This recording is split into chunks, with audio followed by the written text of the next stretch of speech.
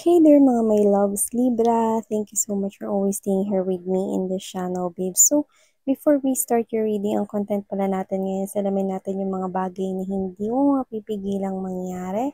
Libra, pero before that, no, hi muna and hello sa mga new subscribers. Ako po si Yan, welcome. At sa mga returning subscribers, thank you po sa inyong walang sawang pagsuporta sa inyo mga babes, no? Wala po tayo ditong gender, bi, lalaki, LGBT, cross-watchers. Of course, you are all welcome here. You can flip roles if you want. And at the end of the day, you always have your free will na free nyo rin gamitin. So, let's go ahead and check these messages here for ya, Libra. So, let me just shuffle this for you guys. Spirit and Angel Guides, Archangel Michael, thank you so much. Ano po itong mga bagay na hindi mapipigilang mangyari ni Libra? Can you please show me mga bagay na hindi mapipigilang mangyari ni Libra?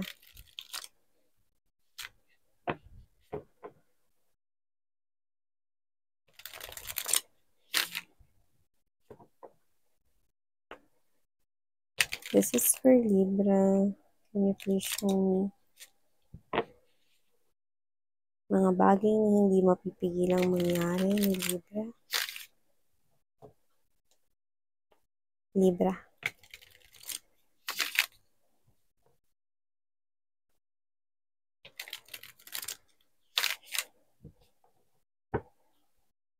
Okay, Libra, let's go ahead and check these messages out. But before that, let me just lay all the energies on the table first before we start talking about this. We do have here the Ace of Swords energy. The Devil is here. Six of Swords. High Priestess. Eight of Swords. Eight of Wands. Could be seeing a lot of number eights. Two of Wands. Tower. Queen of Swords.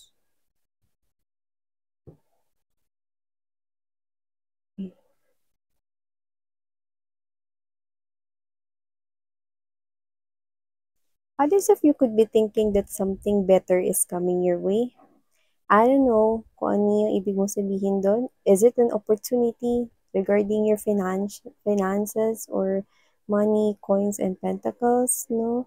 Basta may sinasabi kang something better dito. Pero posible rin naman na someone better naman for others no, is coming for you. And you are thinking that. So I think that is one of the clue. No? So nagiging positibo kayo about your life here. And that's the most energies that I'm picking up from you, Libra.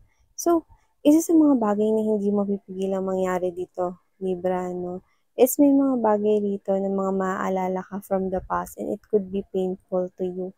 However, you've learned a lot from that, you know.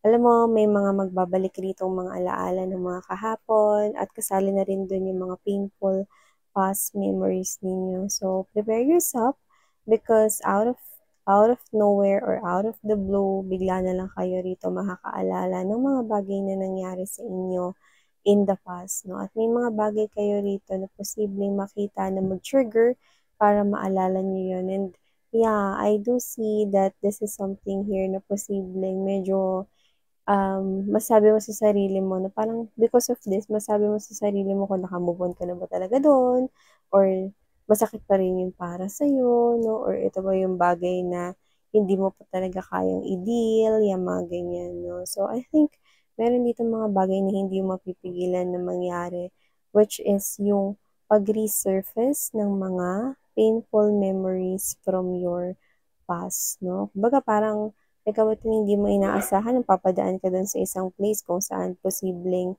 mga sad moments na yung nare-remember mo from that place, no? Na parang used to be na puro happy memories yung meron dun. But however, it turned out na posibleng sad moments na yung nare-remember mo from there. So yeah, I'm sorry to say that. But I think spirits are saying that you need to prepare because memories of the painful past might resurface in the upcoming days and weeks for ya, Libra. Yan, no? So, yun yung nakikita ko dito. Okay? Pero maganda, dito mo rin talaga parang matitingnan sa sarili mo kung okay ka na ba talaga or nakaka-move on ka na rin ba pa kunti-kunti or Masakit pa ba yun for you? Yan, no? So, from there, dun mo witness kung ano yung dapat mong sunod na gagawin. Okay? For you to be able to conquer that. Para pag naalala mo ulit yung painful past, kaya mo nang i-remove yung salitang pain, 'di ba? No, doon sa mga memories na yun. Okay? So aside from that, na meron din ako nakikita rito mga babes, no, na hindi niyo mapipigilan mangyari is yung iba kasi parang sinusubukan dito yung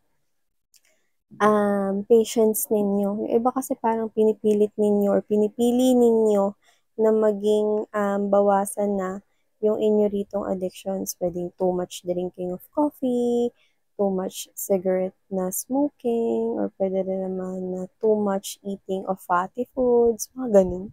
Okay, diet, or baka kayo to na nagre-refrain na kayo na from drinking lots of soft drinks, no? May nakita tayong ganun. So, whatever the case may be, please take how this resonates.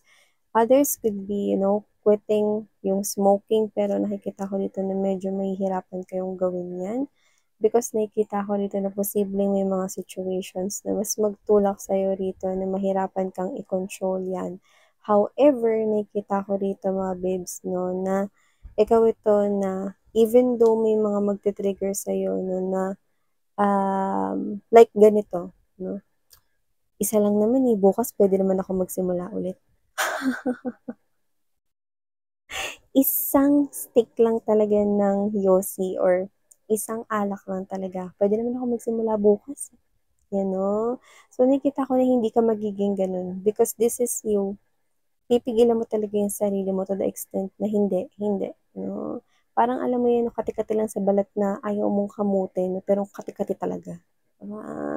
Ayaw mong kamutin kasi alam mo magsusugat. Parang ganun klase ng energy yung binubuga mo rito, no? Ayaw mo ritong gumawa ng isang bagay na alam mo rito na after nun is baka pagsisihan mo or baka bumalik ka ulit from zero. No? So, nakita ko dito that a lot of discipline is coming your way.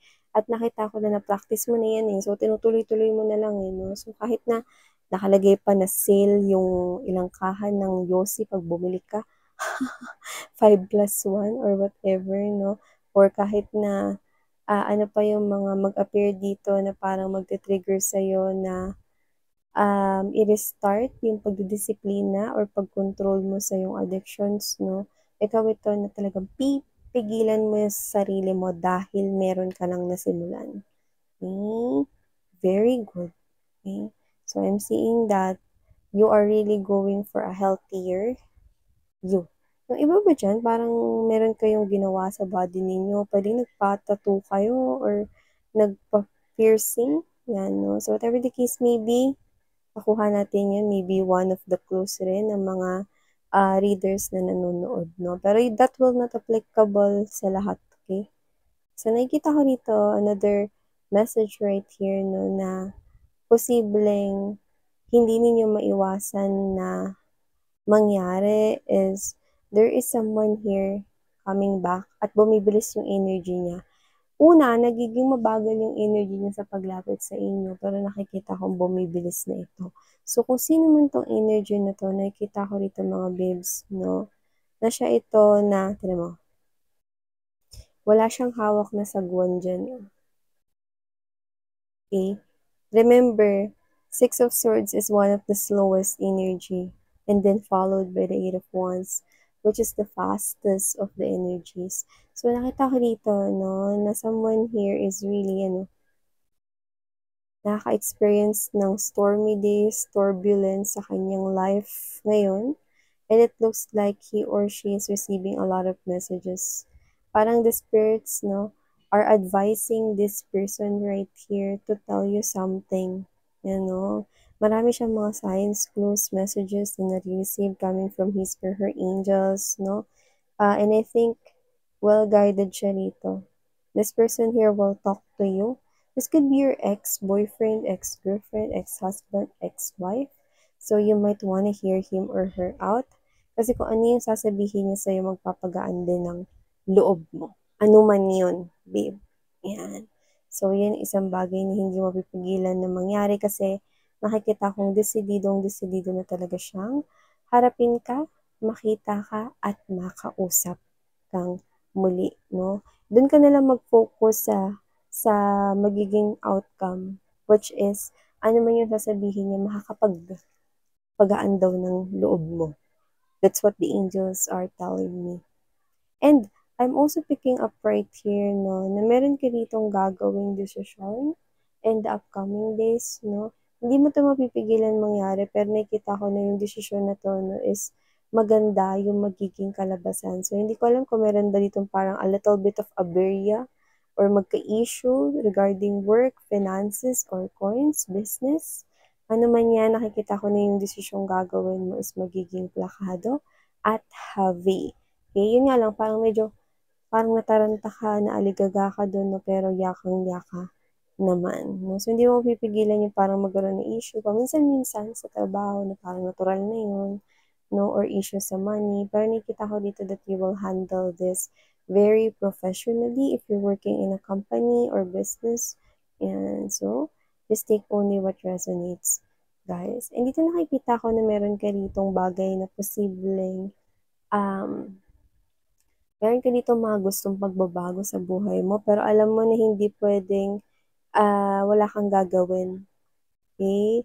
At tutunganga ka lang na hindi mo tutulungan na itulak yung mga pagbabago na yun para magkaroon ng pagbabago talaga. So, nakita ko dito na posibleng ikaw 'to na ayaw mo na yung routinely na ito yung ginagawa mo, ayaw mo ng paulit-ulit na you're tired, you feel bored about this, you want big changes for your life, and you are someone na alam mo na ikaw yung makakagawa nun for yourself. So, I'm seeing you deciding to create this beautiful tower right here. So, ibig sabihin, nakikita ko dito that you want to build your life at nakikita ko na malaki yung potential mong gawin yan dahil matalino ka, nakita ko dito, you have the knowledge that you need, no, in order for you to succeed. At nakikita ko dito, no, na intuition mo is on point din. So, makakatulong din yan, no, sa iyong gagawing mga pagbabago. So, nakikita ko dito na yung mga pagbabagong gusto mong gawin, no, is nangyayari, pero may mga bagay na posibleng dumating para subukin ang mga pagbabagong ginagawa mo. Mga unexpected na mga bagay with the tower, no, parang mga challenges, no, kung tawagin, bago ibigay ni universe yung pagbabagong ninanais mo. Well, sabi ko nga kanina, yakang-yaka naman kaya wala kang dapat na ipag-alala or ika-worry right here. So, nakita ko dito mga babes na isa sa mga hindi mapipigilan na rito na mangyari ay ang makatanggap ng mensahe sa taong punong-puno ng emosyon para sa'yo. Ihi! So, secret admirer nakita ko for others of you. Iba naman, your loved ones far away sa inyo. Iba naman, no, this is coming from the person here na posibleng lagi na nga kayo magkasama pero kung makapag-send pa rin siya sa'yo ng mensahe, akala mo na-miss ka niya, no, ng sobrang kay tagal. Yan, no. I think this person here is in love with you. Meron siyang feelings for you and it's very intense, very strong, at ang pinakamahalaga, genuine, tunay, real, 102%. Yan, so hindi mo pipigilan yung pagdating ng mensahe niya, no? At pag nabasa mo yan, you will be in teary eyes or either it will make you smile, but it will definitely touch your heart, Libra. Yan. So, last but not the least, na hindi mo pipigilan mangyari rito, no, ay ang pagbabalik ng isang ayaw mong magbalik dahil kung sino man siya rito, no, malaki ang pagkakasala niya sa'yo. Well, para masabing malaki ang pagkakasala niya sa'yo, ibig sabihin, ganun mo hinahalin tulad or dinidescribe yung kasalanan niya sa'yo. So, I think this is someone here who hurt you and broke your trust in the past. Pero bakit nga ba siya magbabalik rito? No, simple lang. Dahil nakukulong siya sa isang sitwasyon dito na nahihirapan din siyang alisan. So, maaari mo nilusutan niyang gulo kasi parang siya rito yung takaw gulo para sa iba sa kanila. Iba sa kanila parang posibleng basag ulo pa nga rito, no? Or hindi na nakakapag-isip ng tama because siya ito, no, na posibleng nasanay siya na maging nakadepende sa iba. Yan. So, nakikita ko magbabalik siya dito sa buhay ninyo, sa inyo, no? Pero hindi kayo matutuwa na makita siya. Pero gayon pa man, dahil may respeto kayo bilang isang human being, posibleng pakinggan niyo pa rin siya dito. Yan, no? So, nakita ko na intention niya dito ay walang iba kundi pagiging makasarili pa rin. At ramdam mo yon because your intuition nga is on point. Ikaw ang bahala kung anong gagawin mo sa tao na yan, pero nakikita ko dito na hindi ka na muling magpapagamit, hindi ka na muling magpapauto sa tao na yan. Yan, no? Dahil kilala mo na siya, at ang mahalaga, ginagamit mo ang iyong intuition, Libra. Okay?